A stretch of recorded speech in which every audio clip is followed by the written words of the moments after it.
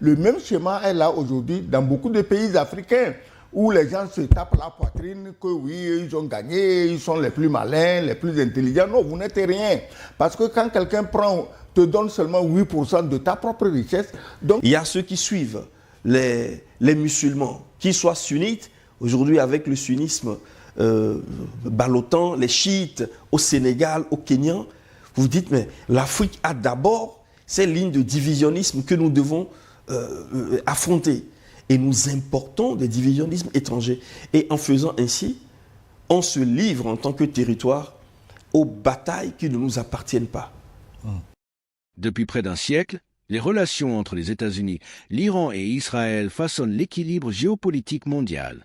Derrière les tensions, les alliances et les confrontations, se dessinent des enjeux qui dépassent le Moyen-Orient et touchent directement l'Afrique. Ressources énergétiques, routes commerciales, partenariats militaires et diplomatiques, le continent africain est souvent au cœur des calculs stratégiques des grandes puissances.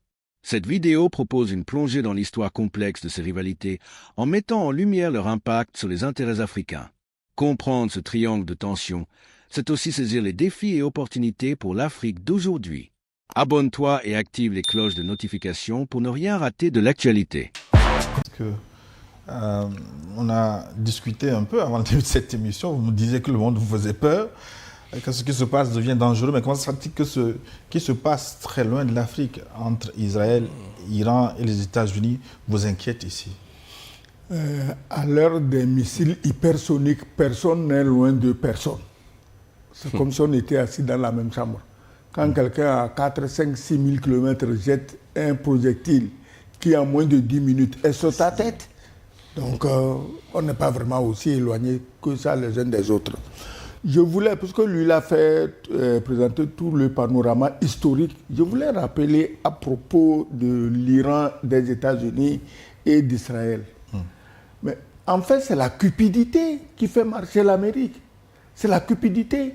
De la même manière, on est allé enlever Maduro pour s'approprier 300 milliards de barils de pétrole. De la même manière, on va tuer le président iranien. L'Iran a un stock de pétrole d'environ 210 milliards. Ça, c'est le pétrole, sans parler de gaz et beaucoup d'autres richesses. Donc, c'est la cupidité. Parce qu'au départ, aujourd'hui, ils sont là à crier, il faut changer de régime, on va renverser les mollahs. Mais comment les mollahs sont arrivés au pouvoir en Iran? C'est les mêmes Américains, c'est les mêmes Occidentaux. Quand le vieux Ayatollah Khomeini a été pourchassé par le Shah, il s'est caché où? En France, à Neuf-le-Château. Et le jour de son retour en 1979, oui, mais c'est un avion d'Air France bourré de ministres français, d'agents de renseignement français, avec toute la propagande possible et impossible pour le soutenir dans les médias occidentaux. Et c'est comme ça qu'il a atterri à Téhéran et il a pris le pouvoir. Le même schéma est là aujourd'hui dans beaucoup de pays africains où les gens se tapent la poitrine que oui, ils ont gagné, ils sont les plus malins, les plus intelligents. Non, vous n'êtes rien. Parce que quand quelqu'un te donne seulement 8% de ta propre richesse, donc Mossadegh est venu, il a nationalisé le pétrole iranien. Et qu'est-ce que les Américains et Anglais ont fait? Mais ils l'ont assassiné et ils ont pris un officier qu'on appelle, qui s'est proclamé le roi. Le Shah d'Iran, le roi des rois d'Iran, et il s'est installé. Alors, quand il s'est installé, qu'est-ce qu'il fait? Tout le pétrole retourne aux anglo-saxons. L'Iran, c'est un monde, c'est-à-dire qu'il y a une minorité qui est tellement riche que ça te donne les maux de tête, et le reste est dans la galère, comme c'était avant l'arrivée de Mossadegh au pouvoir.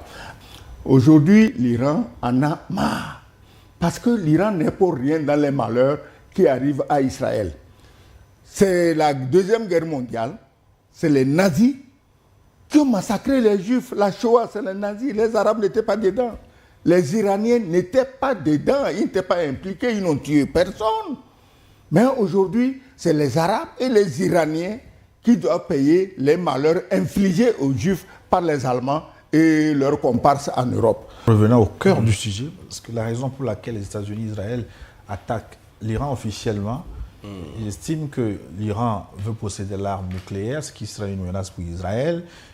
L'Iran développe des missiles balistiques qui seraient dangereux pour la région. Alors, pour vous, est-ce que cet argument tient ou c'est du même acabit que l'argument de Colin Powell en Irak? Est-ce que c'est une raison valable pour vous pour qu'on attaque l'Iran? Est-ce que les États-Unis ont les moyens aujourd'hui pour soumettre, pour détruire les capacités nucléaires et balistiques de l'Iran? Plusieurs questions.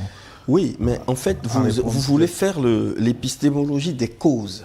À un moment donné, on vous demande, vous avez violé le droit international, vous perdez votre légitimité, pourquoi l'avez-vous fait? Et alors, les Américains vont dire que ce sont des frappes préventives. Préventives, et ça renvoie aux arguments qu'ils avaient fournis lorsqu'ils ont attaqué l'Irak de Saddam Hussein. Ces arguments ne sont pas vrais, elles sont fallacieuses. C'est ce qu'ils ont fait avec le Venezuela. Ils ont dit que Maduro était à la tête d'un grand cartel de trafiquants de drogue. Mais le NSA, 2 jours après, dans sa conférence de presse, dit qu'il n'y a aucun renseignement qui prouve que Maduro l'était. Ça veut dire que l'administration Trump, elle ment. Elle ment devant les médias. Vous voyez, il y a toutes ces raisons ou bien le contrôle du canal d'Ormuz, parce que ça permet de contrôler le commerce de la Chine, le flux pétrolier chinois et russe également. Vous voyez, il y a ces raisons-là qui existent et qui sont vraies. Ils vont prendre les puits de pétrole à la fin de la guerre. Il n'y a rien à faire, c'est vrai. Il y a également la motivation monétaire. Soumettre la monnaie, le rial iranien, au contrôle des Rockefeller, puisque ça fait partie des monnaies que les Rockefeller ne contrôlent pas encore. Et les Rothschild? Et les Rothschild ne contrôlent pas encore. Ce sont des familles sœurs. Et c'est vrai, ces raisons existent, mais je dis qu'il y a d'autres raisons. Le conflit actuel a pour but, objectif stratégique, de détruire le judaïsme, c'est-à-dire le sionisme politique, la nation d'Israël, qui a été implantée là en 1948, à la faveur du plan Balfour. Et lorsque l'ambassadeur tout à l'heure parlait de 28 000 km², au milieu de grands pays tellement colossaux, comment géostratégiquement on peut planter un État similaire au beau milieu de ses adversaires historiques et vouloir que cet État demeure? Tu ne peux pas faire un siècle de vie. Et alors, nous disons qu'Israël a été implanté là, en Palestine, au milieu des nations arabes, pour créer du chaos contrôlé, générer des guerres, détruire l'islam et détruire au même moment le sionisme politique. Les Américains attaquent l'Iran. L'Iran n'attaque pas les Américains. Ils attaquent Israël. Il y a ceux qui suivent les musulmans, qu'ils soient sunnites, aujourd'hui avec le sunnisme ballottant, les chiites au Sénégal, au Kenya. Vous vous dites, mais l'Afrique a d'abord ces lignes de divisionnisme que nous devons affronter. Et nous importons des divisionnismes étrangers.